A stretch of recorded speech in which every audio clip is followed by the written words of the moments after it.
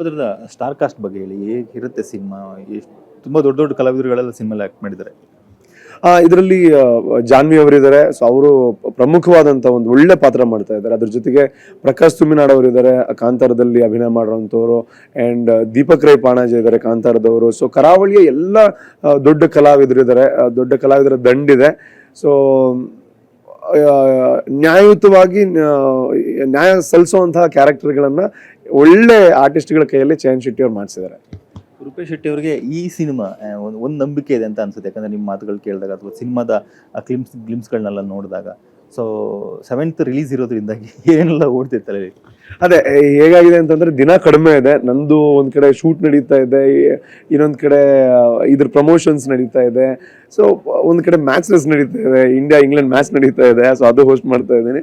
So but definitely ಇದು ಸಿನಿಮಾದ ಮೇಲೆ ಒಂದು ಆಸೆ ಇದೆ, ಒಂದು ನಂಬಿಕೆ ಇದೆ. ಏನಕ್ಕೆ ಅಂತಂದ್ರೆ ನಮ್ಮ ಜನರು ಯಾವತ್ತೂ ಒಳ್ಳೆ ಕಂಟೆಂಟ್ ಅನ್ನ ಇಷ್ಟಪಡುವಂಥವ್ರು.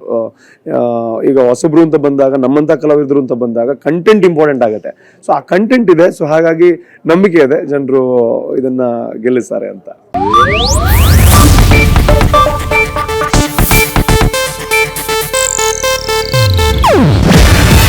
ಇದು ಏಷ್ಯಾನೆಟ್ ನ್ಯೂಸ್ ನೆಟ್ವರ್ಕ್ ಪ್ರಸ್ತುತಿ. ನೀವು ನೋಡ್ತಿದ್ದೀರಾ ಏಷ್ಯಾನೆಟ್ ಸುವರ್ಣ ನ್ಯೂಸ್.